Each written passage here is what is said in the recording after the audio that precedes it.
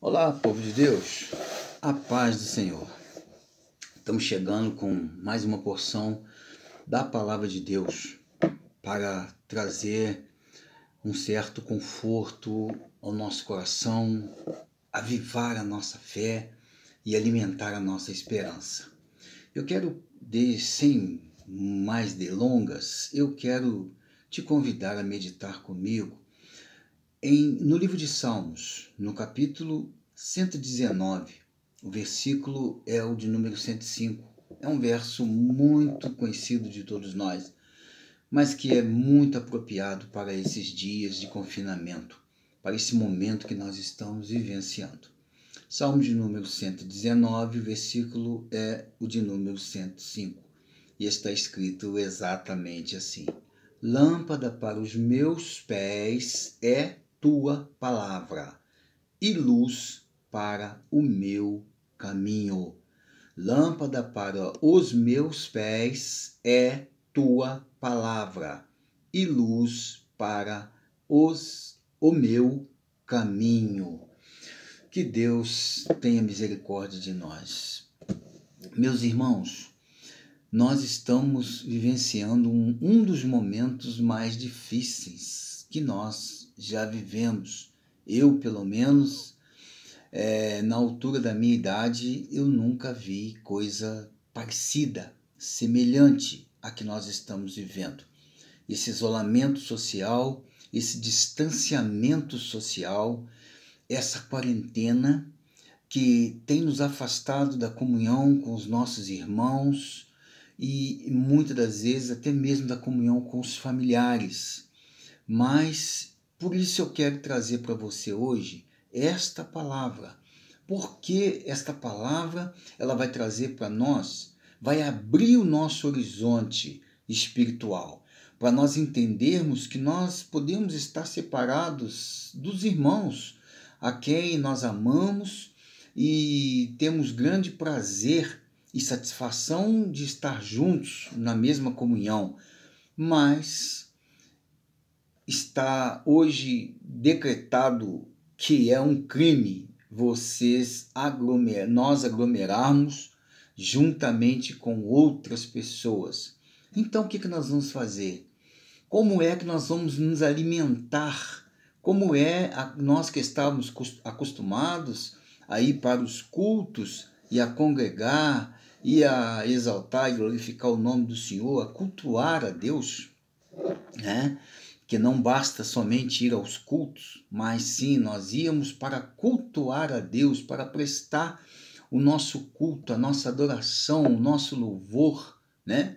A nossa alegria, para demonstrar que a nossa satisfação por tudo quanto o Senhor tem feito por nós. Mas agora nós estamos vivendo uma outra realidade. E aí, quando nós lemos aqui esse salmo, mas quando nós chegamos lá atrás, se a gente for caminhar um pouco atrás, nós vamos ver o profeta Amós, ele vai dizer no capítulo de número 8, no versículo de número 11, ele vai dizer: Assim diz o Senhor, vem dias que enviarei sobre a terra fome, não fome de pão e nem sede de água, mas de ouvir a palavra do Senhor. E aí nós podemos imaginar quantas vezes, quem sabe, nós deixamos de ir aos cultos por uma questão ou outra, por um motivo ou outro. E talvez aquela pessoa que muitas vezes passou na porta da igreja, mas nunca despertou para entrar, para ouvir a palavra de Deus, porque talvez acreditava que não tinha sede, que não tinha fome. Mas a Bíblia diz que nem só de pão viverá o homem, mas de toda a palavra que sai da boca de Deus. Jesus faz esse tipo de colocação num momento em que a necessidade dele era tremenda por alimentos, por qualquer tipo de alimento, por um gole de água. Jesus, naquele momento, ele tinha essas necessidades fisiológicas que nós temos, necessidade de pão, necessidade de água, mas ele simplesmente disse a Satanás, em João, no capítulo de número 4, ele diz, olha, em Lucas, ele vai dizer, nem só de pão viverá o homem, mas de toda a palavra que sai da boca de Deus. O que vem de Deus, a palavra que sai da boca de Deus, ela traz esperança, ela renova a nossa fé, ela renova o nosso ânimo, ela nos coloca de pé, ela nos faz caminhar mais 1 milha, mais 2 milhas, ela nos leva ao porto seguro. É isso que nós estamos vendo aqui, que Amós está profetizando naqueles dias, né? Pode ser uma profecia para aqueles dias, mas também cabe esta palavra nos nossos dias e caberá no futuro também, porque ela é atual. A palavra de Deus, ela se renova a cada dia. E aí, o Amós vai dizer que vem dias que o Senhor enviará fome. Nós temos que ter fome e sede de justiça, sede de manifestação do Senhor em nossas vidas. Ele vai dizer que eles não terão fome de pão. Eles terão, quem sabe, as suas despensas abarrotadas, os seus celeiros abarrotados. É isso que eu percebo nesta palavra. Eles não terão fome. Eles serão nutridos por trigo, por carne, por qualquer tipo de alimento. Mas eles terão fome, como eu e você temos fome e sede da palavra de Deus. Então Amós já profetizava naqueles tempos que a palavra é que nos nutre. Jesus já disse com toda clareza para Satanás que nem só de pão viverá o homem, mas de toda palavra que sai da boca de Deus. Nós vamos ver que o salmista, quando ele diz que lâmpada para os seus pés é a palavra de Deus, ele também traz para nós a compreensão de que é a palavra de Deus que não nos deixa tropeçar. Ele mesmo vai dizer, como desviará do mal o mancebo? Como o mancebo, o jovem, ele vai se afastar do mal? Ele mesmo vai responder. Ele vai dizer, observando a palavra do Senhor, observando os mandamentos do Senhor.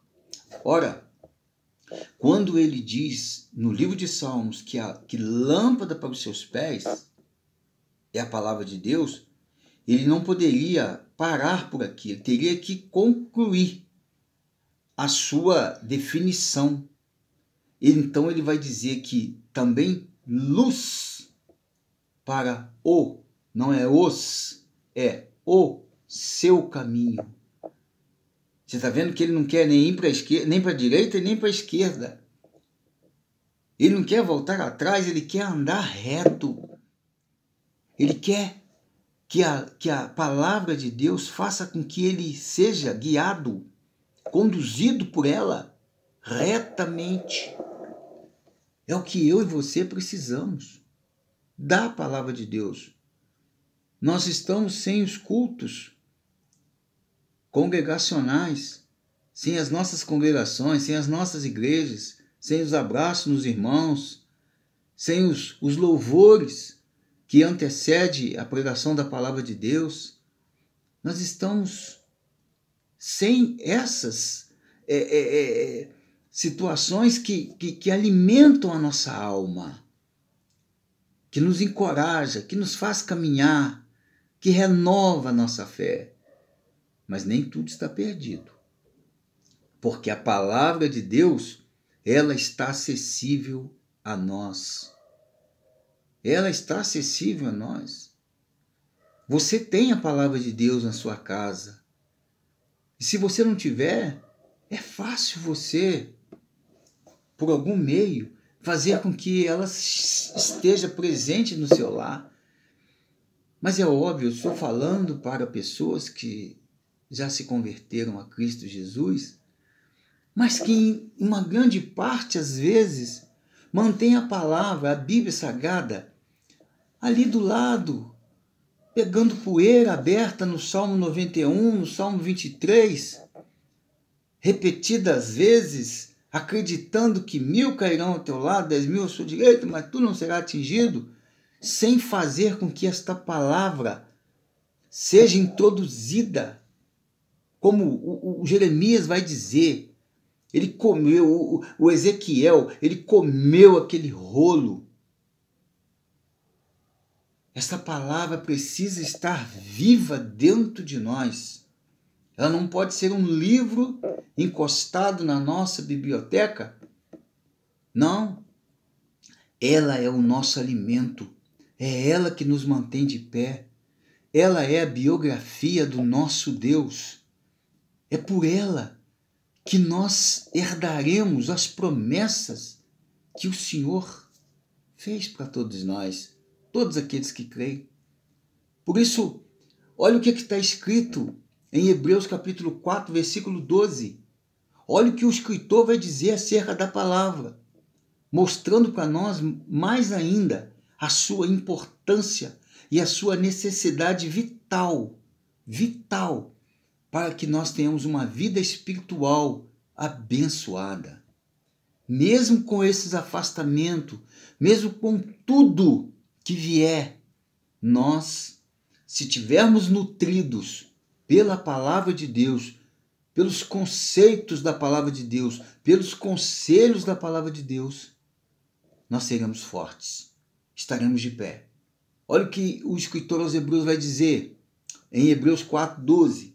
Porque a palavra de Deus é viva e eficaz, é mais penetrante do que qualquer espada alguma, que penetra até a divisão da alma, juntas e medulas, é apta para discernir os pensamentos e as intenções do nosso coração.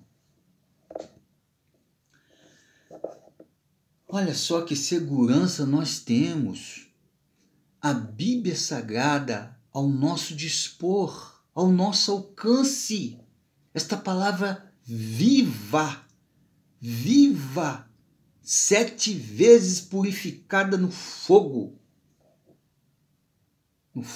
santo de Deus. Que coisa tremendamente gloriosa. Ela é viva. Ela é penetrante, ela penetra lá no íntimo das nossas entranhas.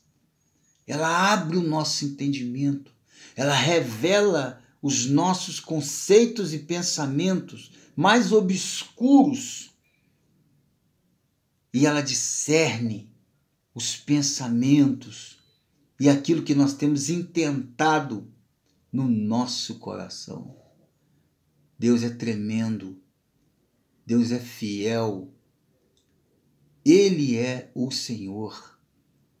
Veja que Jesus, quando ele fala, ele diz aos seus discípulos, quando eles estavam indagando a ele, se ele iria para o Pai, e eles pediam, mostra-nos o Pai, Senhor, mostra-nos o Pai. E Jesus fala, Felipe, quem vê a mim, vê o Pai. Porque eu e o Pai somos um. E aí ele vai dizer assim, João 14:6. E disse-lhes Jesus, eu sou. Lembra do que Deus falou com Moisés? Lá quando ele ordena que eles fossem buscar o povo de Deus lá no Egito confinados. Olha o que Deus diz para Moisés. Moisés quer saber o que ele vai dizer a Faraó acerca de Deus. Qual é o seu nome? E Deus então responde, diga a Faraó que o eu sou enviou a vós, a você e a Arão.